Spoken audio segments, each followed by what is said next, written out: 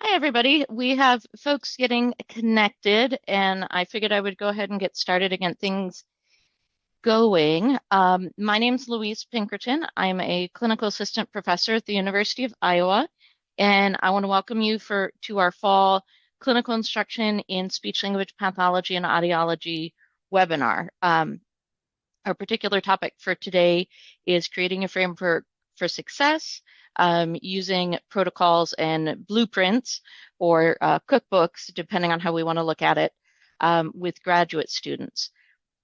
I'm going to give us just a minute before we really get jumping into material, because I know some of my colleagues here are just leaving a meeting right now.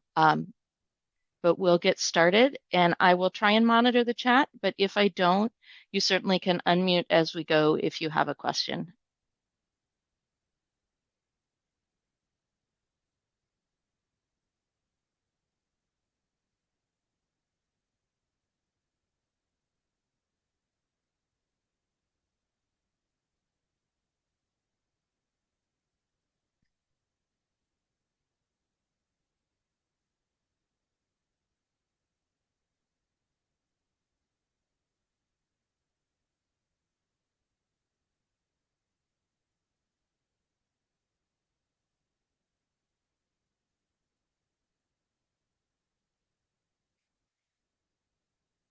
And I don't know where all you are from, but we are getting snow in Iowa City. Um, I realize it is almost Thanksgiving, but I would be just fine with it not being snowy right now.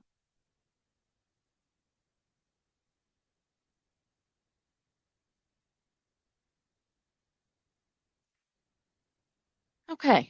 Well, like I said, my name's Louise Pinkerton, and I'm going to get us going with our continuing education webinar on creating a framework for success. My information, if you want to reach out to me, is on the screen here, and you will get a copy of the slides on a PDF at the end of the event. And then as far as disclosures, these are my relevant disclosures. Financially, I do receive a salary from the university, and I do own a private singing studio, voice training studio. And I have no relevant non-financial relationships.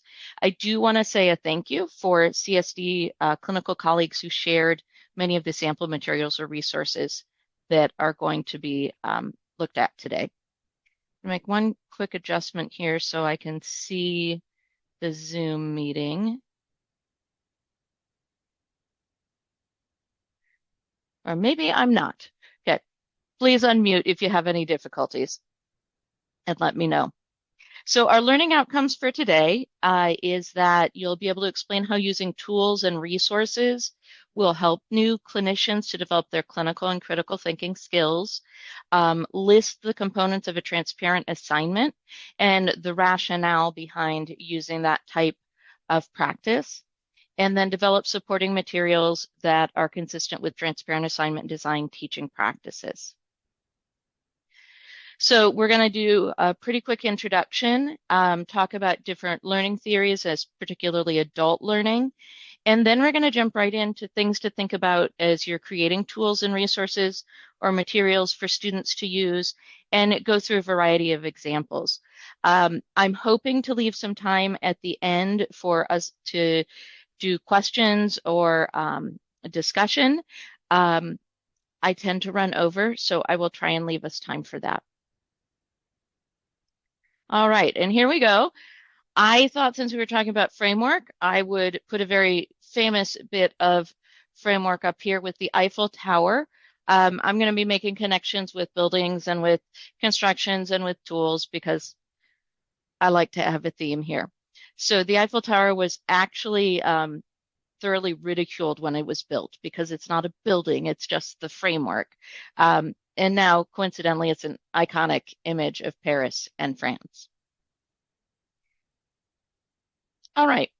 So very briefly, what is it like for a graduate student today? I actually did my training as a speech pathologist starting in 2014, which feels like it wasn't that long ago.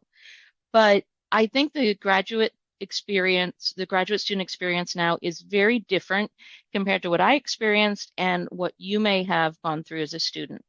Um, Admission's highly competitive. People are coming to graduate school with very high student loan debt already. The job market can be challenging. And we're running into, with this particular generation, that because of lots of factors, they're even like delaying starting families, buying houses, doing a lot of things that were typical landmark or milestones for people as they became adults. And with students in our programs, we have research that shows that compared to other peers in the university level, CSD students have higher stress, mental health, and chronic health conditions. Okay. I was just curious if somebody said something there. I can't see the screen all the time. And we run into that as students are moving from just their classroom experience to the clinical experience, that just adds on. It's across the health science, and no surprises, it's actually the highest for SLPs compared to other therapists. Different than certainly when I went through studies originally, there are a lot more students with educational accommodations or work accommodations that we're needing to think about. And so then the question becomes, we've got highly stressed individuals with more mental health issues and more life stresses. How do we create a framework that helps them succeed? And I think one of the tools we can really use is adult learning and learning theories and models, and then provide concrete resources for students.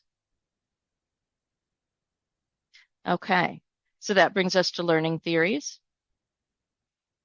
To start with, we often use the word pedagogy to mean any kind of teaching or how we interact with students and lead to learning.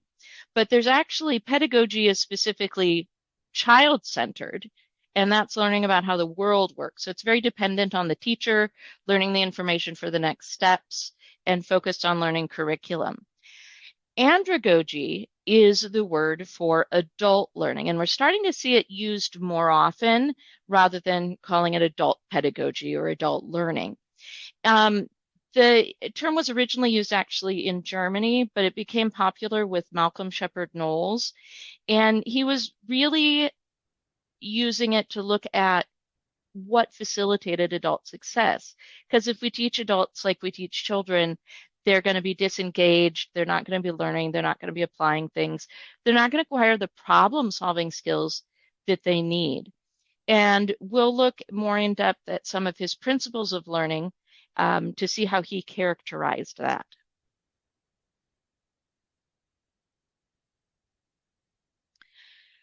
So we're not going to talk about all the theories. There are lots of theories. We're going to center on the theories and models that are at the start of this list. So there's adult learning theory. You're probably very familiar with Anderson's continuum. Schema theory is one I really like, and that connects to the next clinical teaching model. And then we're going to talk about the transparent course design, or transparency in learning and teaching, or TILT. There are many other things, though, theories and models and ideas that can come into play as we are teaching and working with students. And the more we're using evidence-based teaching, likely the more successful our students are able to be. And certainly some of the models and theories we learned about pediatric learning are also applicable for adults. We just want to be careful and make sure that we are respecting that these are adult learners. So a little bit further into Malcolm Knowles, he published quite a lot on this theory of adult learning, and there are between 3 and 8, depending on who organizes the information from his writings.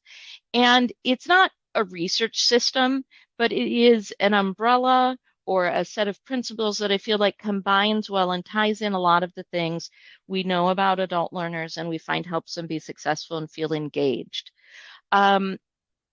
These will vary in what people need depending on how early they are in their clinical experiences versus them being in, for example, CF that's much more independent. A couple of thoughts on these. Hands-on experiences. People want to do stuff.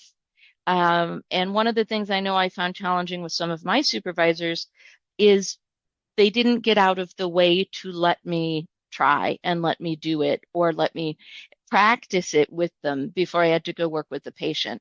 So I really think this is important to keep in mind that we need to allow the supervisees to do things. That's when they're going to retain the information.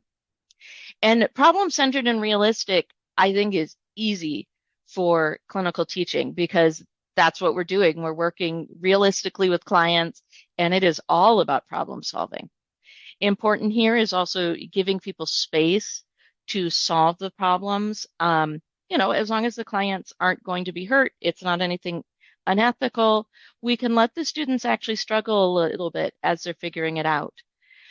Relevance is really important, and it's important not just that the activity is relevant, but that we also articulate that it's relevant. An example from my studies, I started out in music, and I thought the dumbest class on earth was ear training, where we have to learn how to recognize chords and learn how to notate a melody by ear and play different chords on the pianos in every key. And I hated it, and I didn't do well. And it's one of the things that when I went into voice teaching and even doing clinical voice work, I actually use the skills from that class all the time. But nobody made the connection between what the material I was learning would have to do with my career and where I went forward. And it may seem like students should be able to figure that out, but it's great just to say it. And that's really part of the transparent assignment design we'll look at later. Adults are self-directed learners.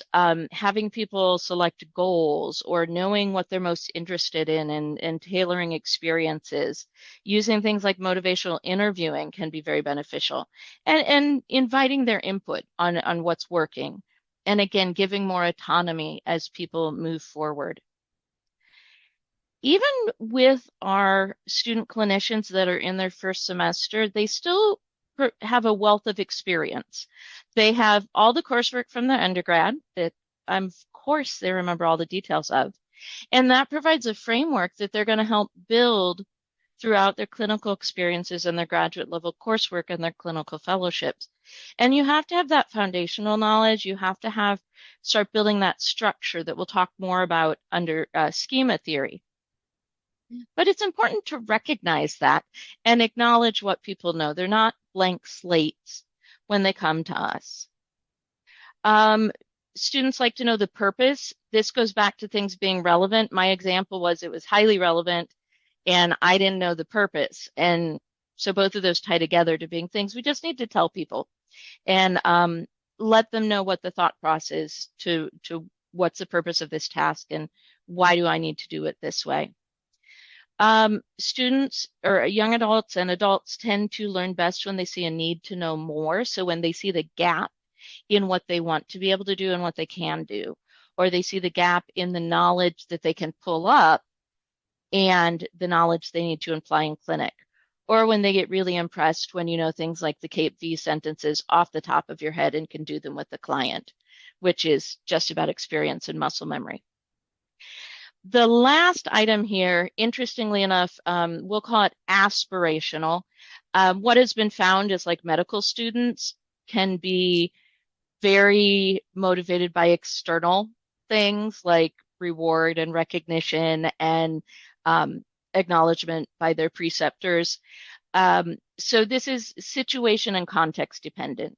But certainly if people have that intrinsic motivation to learn, that's going to help the process.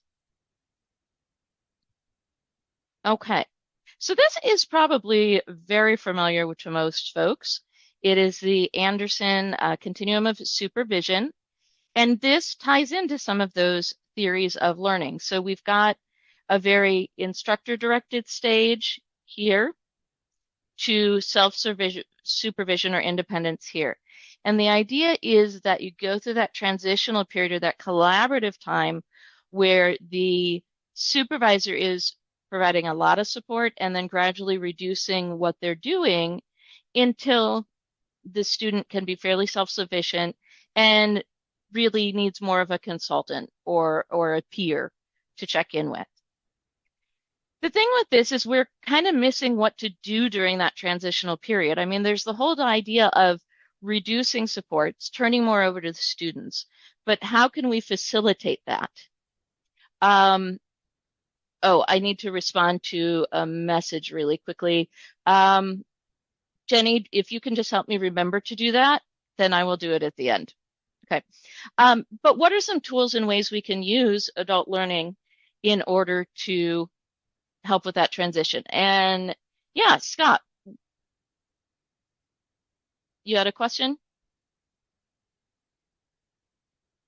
No, sorry, I didn't.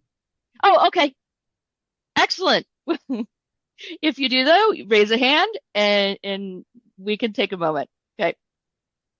So again, what are we going to do during that transitional period to move from really directing and facilitating to allowing the student to take more control? This is where schema theory comes in, and we're going to look at a cookbook analogy in our next model of clinical teaching. But the schema theory is really about how we organize information in our brain, our metacognition. So the schema is your mental representation of information and then how you organize it. It's not something that you deliberately develop unless you're like Sherlock Holmes and his, I think he had a mind palace or something like that. Um, but as you learn more information, as you learn how it relates, you start to structure it. And it's based on coursework, it's based on clinical experiences, it's based on knowledge people bring in from other areas of their life. And so this is really idiosyncratic. And what happens is over time, as you use information more, you're going to become much more efficient at using your schema and accessing that information because that's a big thing students struggle with. They have all this knowledge, but they don't have an efficient way to pull it up. Related to that is the idea of providing frameworks or templates to help our clinical students develop their schemas. I can't just download my brain and be like, okay, I know if I hear vocal pain, hoarseness, muscle tightness, and a gradual onset and high stress, it's probably muscle tension dysphonia. I can't just give people that and didactically have them remember it because for me, it's built out of a wealth of clients that I've seen. When students hear vocal pain, they're going to go, oh, it could be muscle tension dysphonia, it could be a vocal hemorrhage, it could be a contact ulcer, or maybe it's a neurological voice disorder. And they start pulling up everything they know, but not in an organized way. So if we can provide these frameworks, and templates, that went too far, we can help them start to organize that internal representation. So, like, I could make a script or a framework or template of my knowledge or the way I organize things. And this helps people to stay focused on their clinical task. It helps them make clinical decision making because they have the process laid out. And then there's specific criteria for the student and the supervisor to evaluate things. So here's an example. This is actually from an article related to medical care. So the top part is the teacher's schema related to edema. So you see if the instructor is thinking edema, they're like, well, is it unilateral or is it bilateral? Then we've got some different things. And then we've got like an illness script for deep vein thrombosis. So here is all the things we would expect for that. And then over on the bilateral side, we also with cirrhosis have some more information. Well, an early learner's going to have a much simpler schema. They're going to go edema, unilateral, bilateral. And we have disorders, but we don't necessarily have the other information about what it would look like if somebody has this disorder or what my diagnostic criteria might be or what my treatment idea might be. And again, that instructor schema, because it's all in our heads, can't just be overlaid over the students.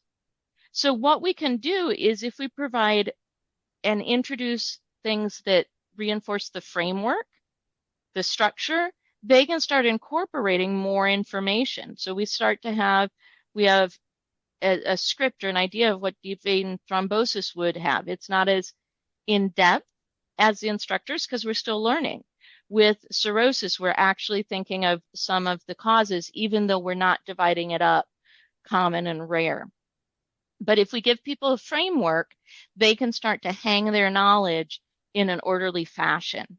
One of the cookbook references that can relate to this is that novice cooks need to follow a really detailed recipe because they don't know what they don't know, and they don't know what things go together, and they don't know what amounts. And over time, you may have a stock of recipes. You can just be like, oh, I need these ingredients and go. That's because for the recipe, you now have a really strong schema for it, and you don't need that written recipe as a framework. Okay, so that brings us to the two-dimensional model of clinical teaching. It's from an article about cookbooks and recipes and saying that these are good things. Cookbook medicine was actually an early criticism of evidence-based practice. So they were saying, well, wait a minute, maybe there actually is something to that. So for Anderson, we had that collaboration transition that we need to get figured out. And in this case, the authors have specifically set out, at the early levels, we are going to be pretty supervisor directed with our novice and transitional clinicians. With the novice clinicians, you're going to provide the templates. As they're transitional, they're going to start to have more flexibility to how they apply the templates. Can they adapt it to a new client? Can they adapt the templates or framework you've given them to other disorders? And these help them focus and identify what's important for the tasks they're doing. And it helps keep their cognitive attention, again, on the client interaction rather than on what they're doing. The next one, we have transitional to competency. And really, that's kind of to the graduated and early CF experiences. You're going to have feedback becomes more prominent rather than things being supervisor directed. And they're going to be able to start thinking more theoretically and apply that knowledge and do more of the thinking on their own. Following that, we move to the mastery level and maybe even into expert. And I think this is clinical fellows and early career professionals, really getting to that point where they're able to develop and adapt a template and guide what they're doing themselves, find their own answers with that self-directed process, and really honing the schemas for the work that they're doing. We want to use resources and reference things so we're providing good clinical care. But when you have good schema, you can pull up the information you need and do the tasks you want and be very efficient at what you do. All right. So that brings us now to the idea of TILT, which is Transparency in Learning and Teaching Project in Higher Education. And I think this is important because this goes back to things being relevant and people understanding the purpose. And it's all about communicating the how and why of what we're doing and why we're doing it. It again engages more metacognition. They know why things are being done in a particular way. What they found is this framework helps students become more successful. And as an example, if you think about, if you've watched the Great British Baking Show, they have something called the technical challenge where you get ingredients, some directions, and you're told what to bake. And it frequently is a mess. But yet, if those bakers had a detailed recipe, they probably could have made it. So we don't want to do Great British Baking Show technical challenges. We want to provide people the support and information they need to be successful. And I really love this picture. Obviously, I'm doing the frameworks in construction and building because this is a building reflecting the forest. And if you don't know what you're looking at, it takes just a second to kind of process that. And this could be an example of, we tell students what we want them to do, but they don't have the lens, they don't have the focus, they don't have the information to know exactly what we're wanting or what's expected. And let's go forward to look at it in a little bit more depth. This is about clearly sharing our learning goals and assessment process. And the format that is specifically laid out is you let students know the purpose, you let them know the task and steps and all the information that they need to know. And then you also let them know what successful is, because so many of our students are programmed for excellence that they don't recognize when they've done enough. And so people need to know when to stop. In fact, like I need to know when to stop because I kept fiddling with pictures on this until this morning. But when is done? When is good enough? When is competent? And if students know that, then they can get to the level that we're expecting. We'll talk more about ways of building these kind of tools. One thing I would say, we're going to look at written examples. I also find that verbalizing these things as I'm working with students is very helpful. I may not have time to get everything as a written support, but I can tell them the purpose and make sure they know the tasks and what I'm expecting of them. Again, it's not really new things. It's about being really clear about what you want, hence transparent. This also benefits students because it illuminates the hidden curriculum or unwritten rules, both social and professional. Okay, so how would we use this in supervision? I think we can use it to be really transparent about our initial expectations, clarifying what professional practice might be for your site, documenting specific clinical procedures, going over the CASA evaluation process. I know for a lot of students find that to be unclear as they're going through clinic, how that's going to translate into a number or rating. So you could use the opportunity to talk about the purpose and the reasons and how it works with the student's assessment. And I find it really helpful for providing instructions with documentation. This is how I want you to put this information in. This is where I want it to be. Please don't mess with my formatting and my structure for my notes because I like them the way they are. But somebody every semester tries to redo them. Okay, so a little bit more on purpose. This is some examples of phrasing. Again, it's about their success in like the clinical practicum, their success in the future beyond school.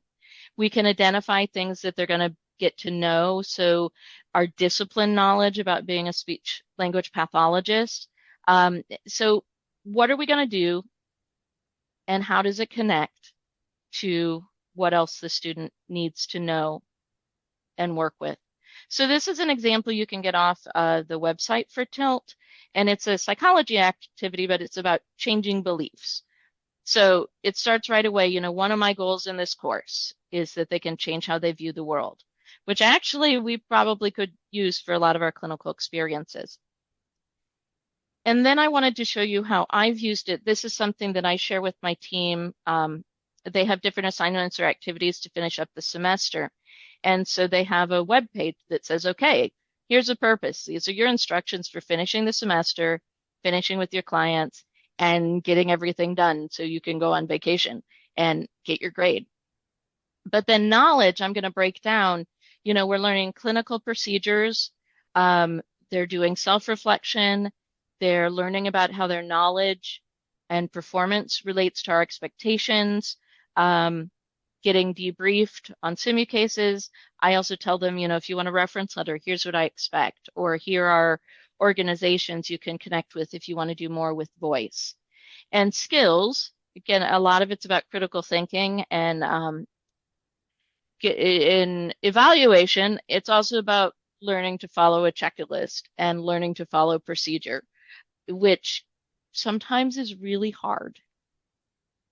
Okay, so the next part is tasks or steps.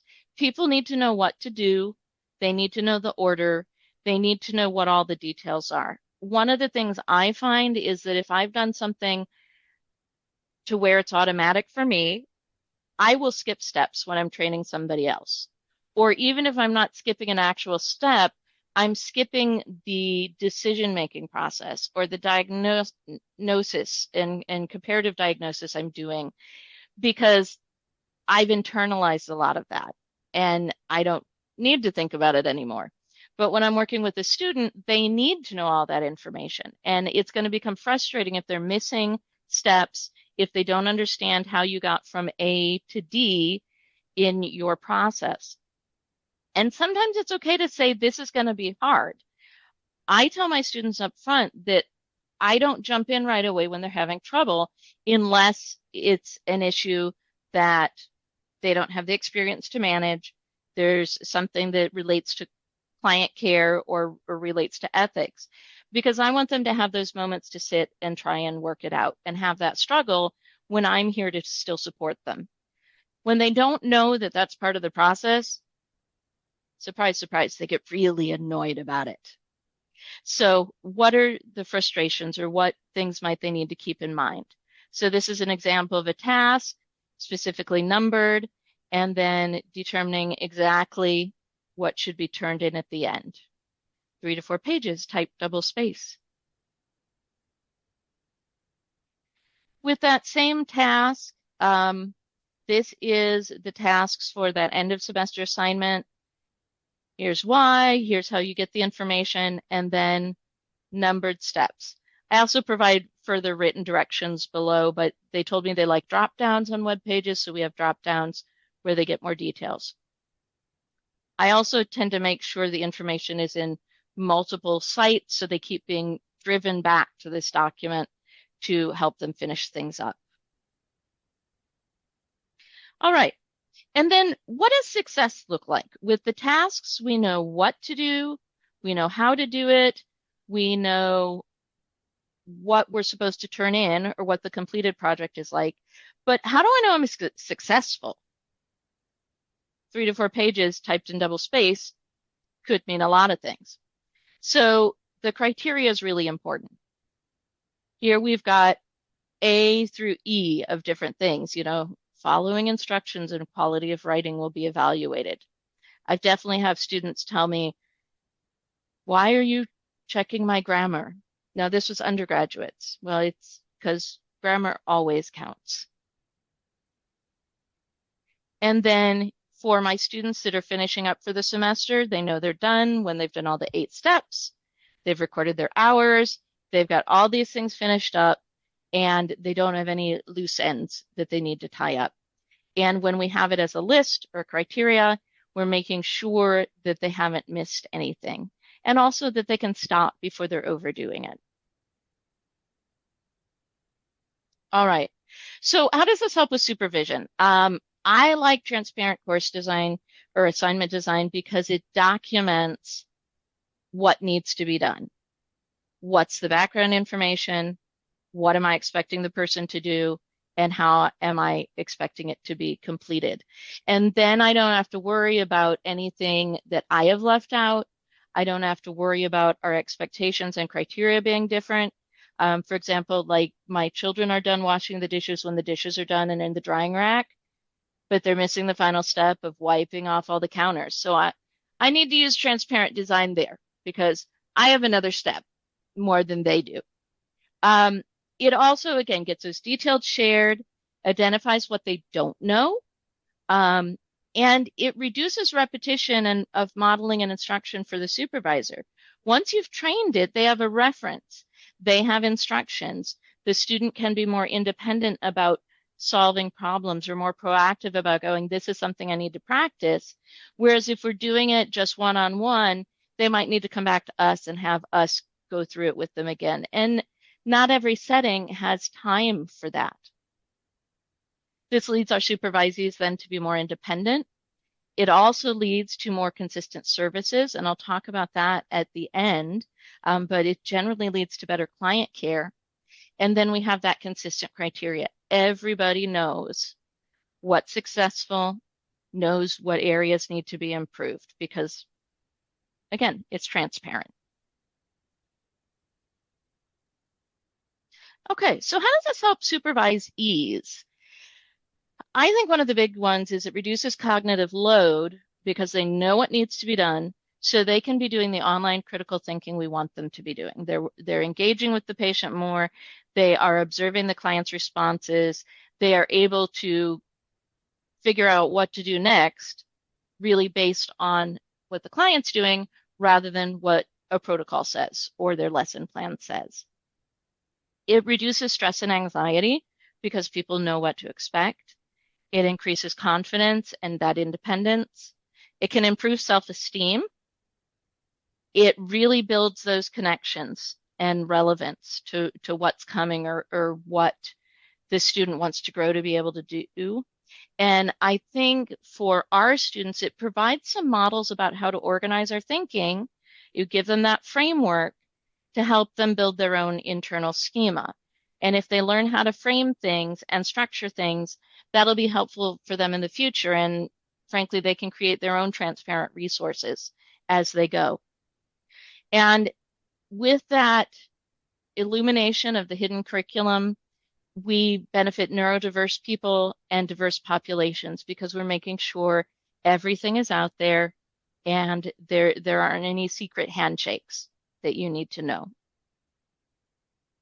All right. We're talking about framework, and I couldn't leave out TPs because the TP is a framework with Canvas over it.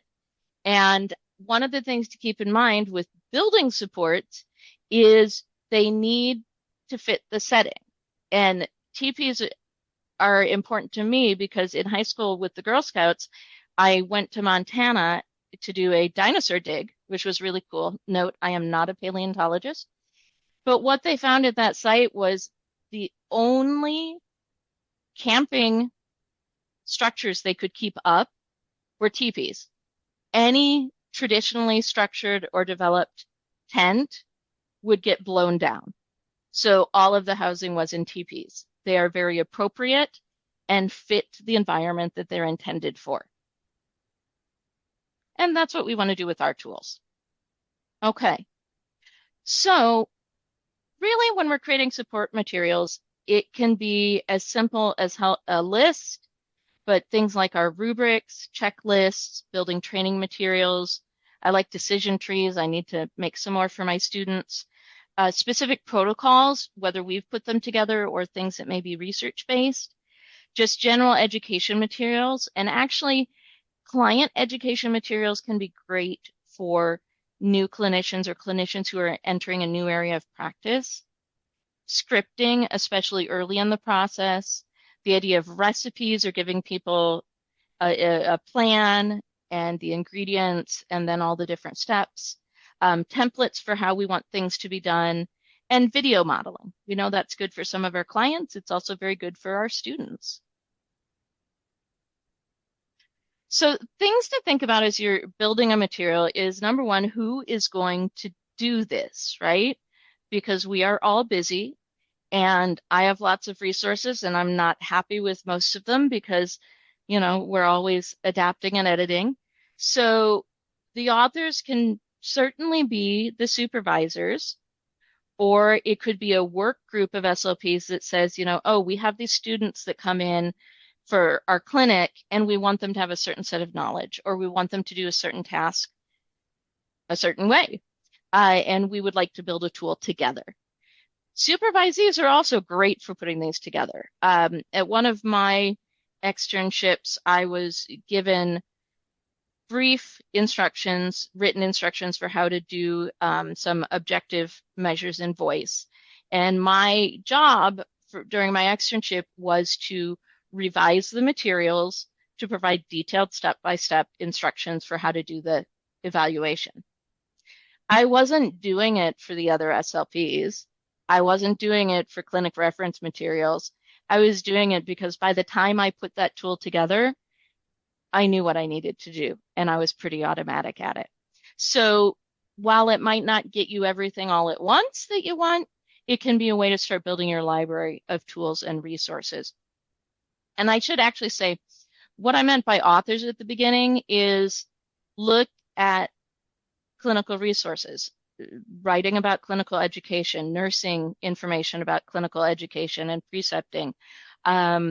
Look at research that has a specific protocol. The Yale swallow protocol is one that I reference it a lot. So if someone else has done the work, use that. Okay, when can you create support materials? You can certainly do it any time. Like I said, it can be while a person's working with you, it can be before, it can be after you've worked with them, have them lay out, okay, what were the difficult points? Where did you need more support? Where were you frustrated? And then you could build something from that. And it doesn't always have to be something really formal and written. It can be verbal, it can be jotted down on a piece of paper to get somebody started. And then it's really important that this is an iterative process. So you're going to make your draft. I almost always find that I miss steps or I put things in the wrong order or I realize that what I think I do isn't what I actually do. So it's a draft to start with. Then you're going to compare it to your practice, compare it to the student's practice or your colleagues. You revise it, you implement it, and you keep going back and doing that over and over as needed.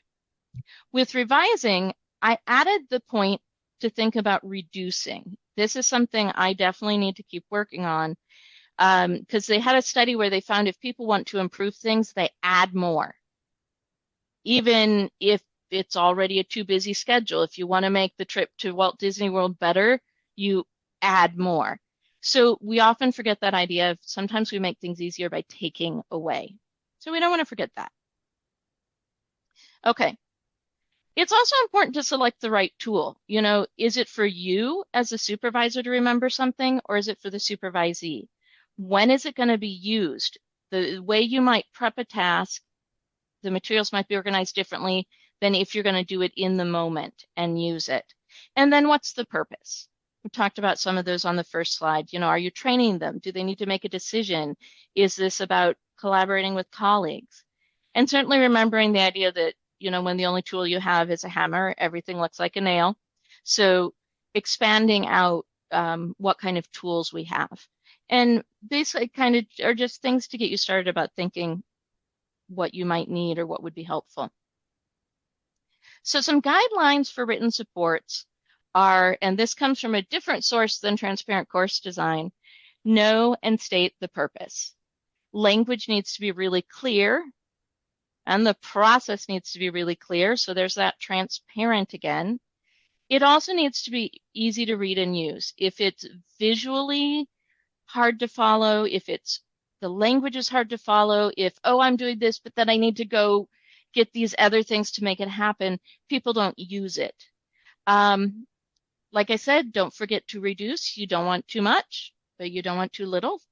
And this is going to refine with use. And of course, is a collaborative process. It's never going to be static, and it will certainly vary depending on someone's experience.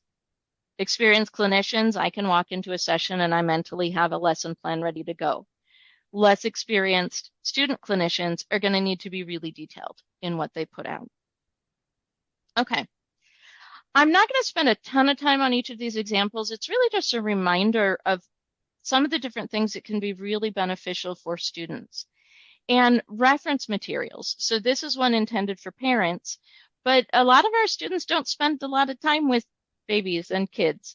So what do you expect at 12 months? So developmental materials like this are a great thing for the students to look at to get that big picture of what a 1-year-old is and what we expect. And it's condensed, so they don't have to go through multiple textbooks to gather this information. Educational information.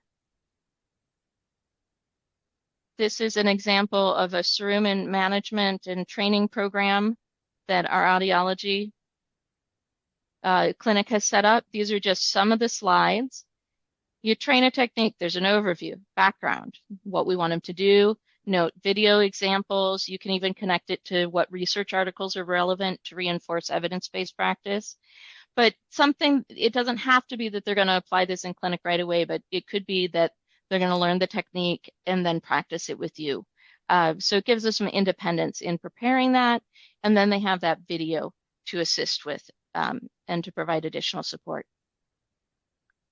Don't overrate instructions and samples, especially when you have particular procedures or processes or ways you want clinical writing to be done.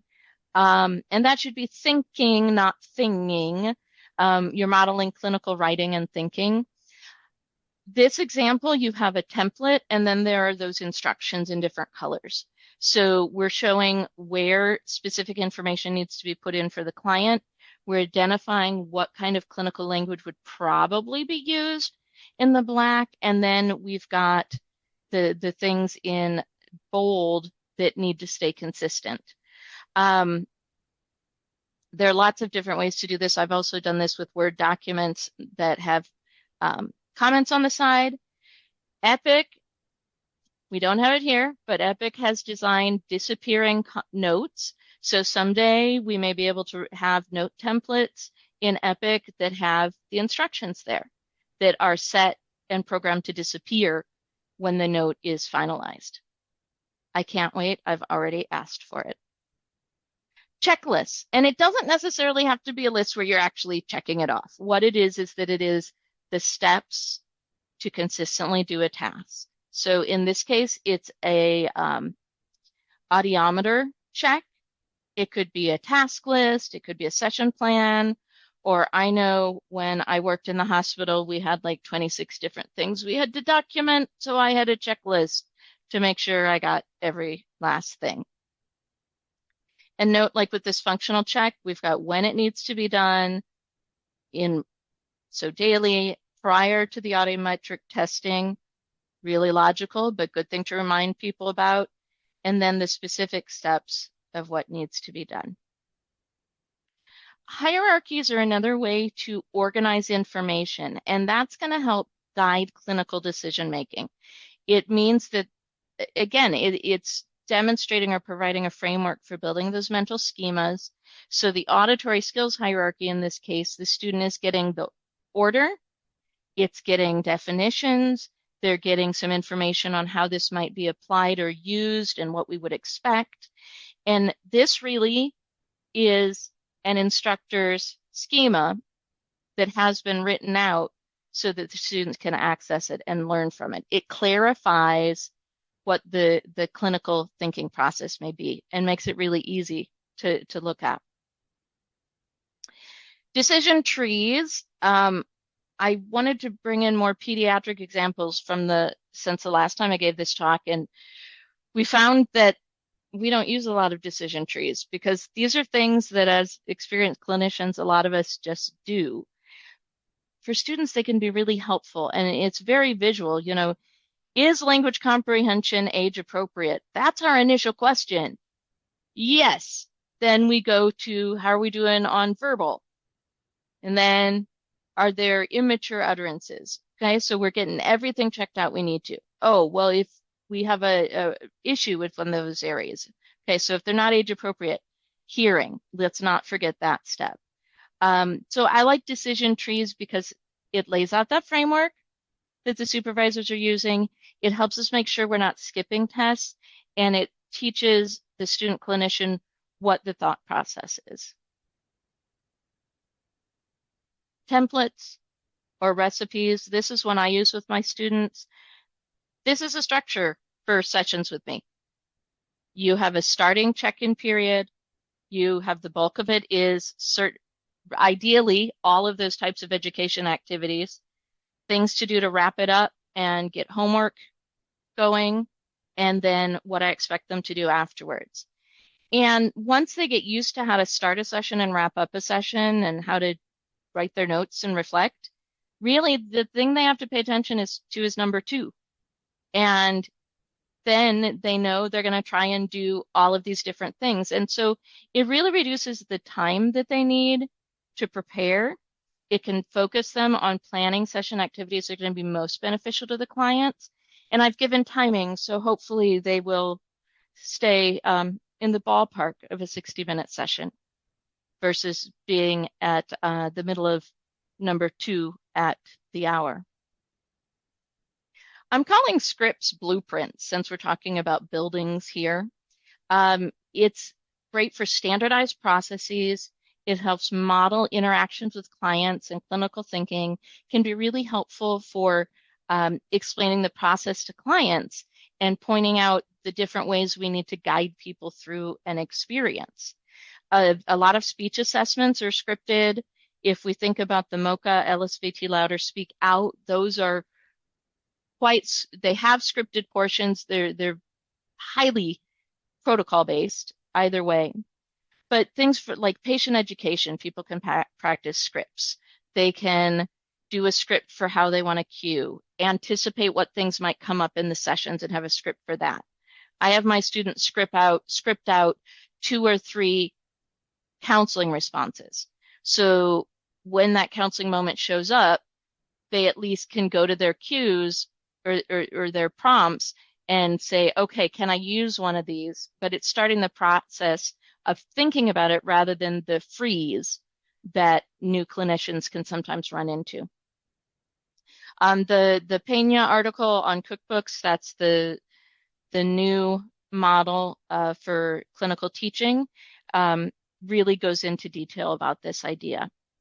And here's an audiology example, and I think it's one of the things I really like about it is this idea of signposting. If we tell clients what we're doing as we go through the session and what to expect, they know what transitions are, they know how it's going to go, they're not surprised, they understand where we are and why we're doing things. So I really reinforce that idea with my students. I haven't gone as far as scripting it out like that, so it's really great. Here's your signpost.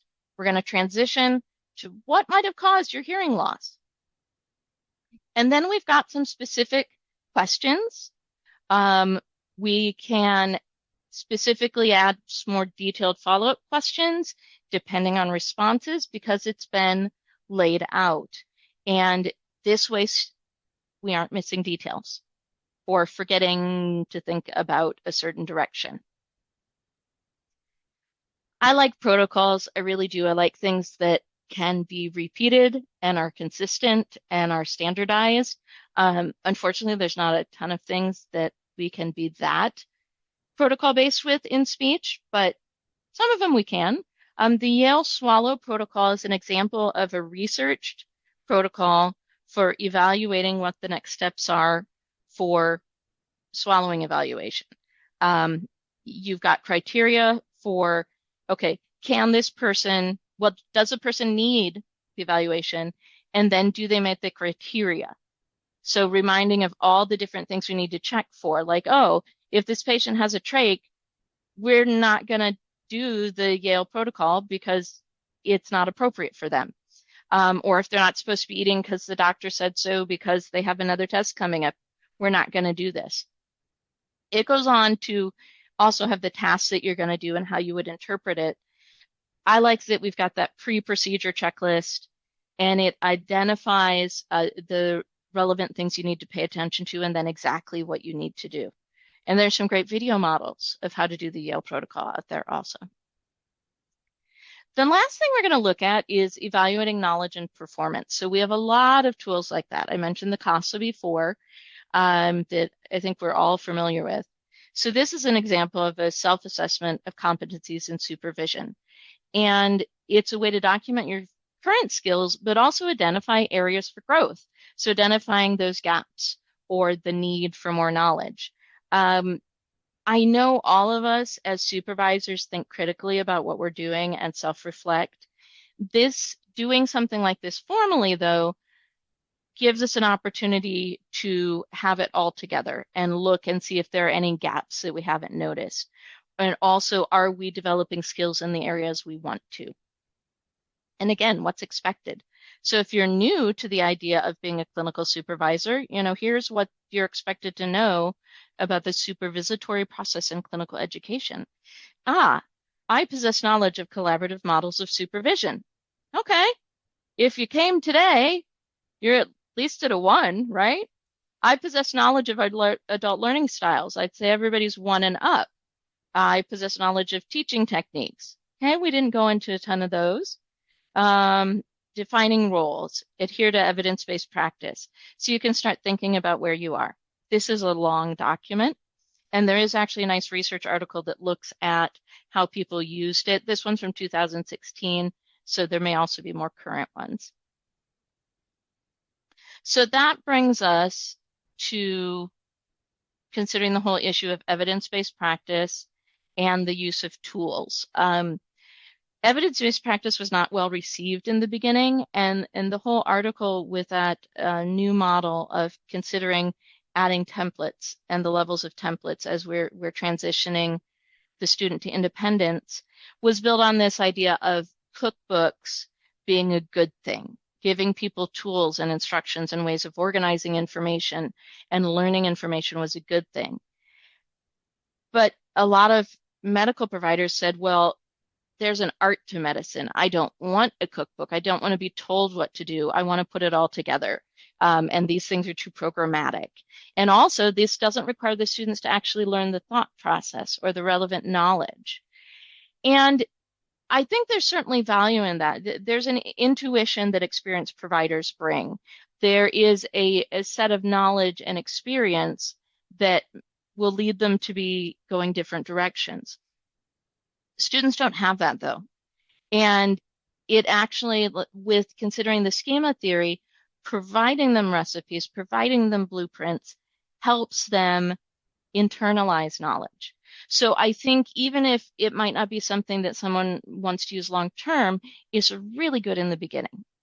And I do think we do need to be careful with this because we can want to watch insurance providers and corporations kind of trying to use checklists and procedural things to maximize profits or reduce reimbursement. So we don't want to become too programmatic in what we do, but we certainly can do some of it.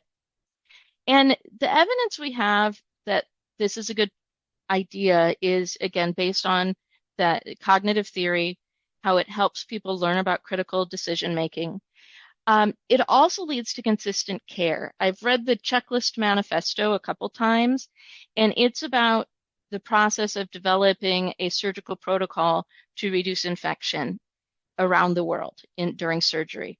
And what they found was it's not technology, it's communication, it's having the right equipment, and it's doing it right every time, all the time. And it made a huge difference in worldwide mortality and post-surgical infection. So it leads to more consistent client care, which I think we're all looking for.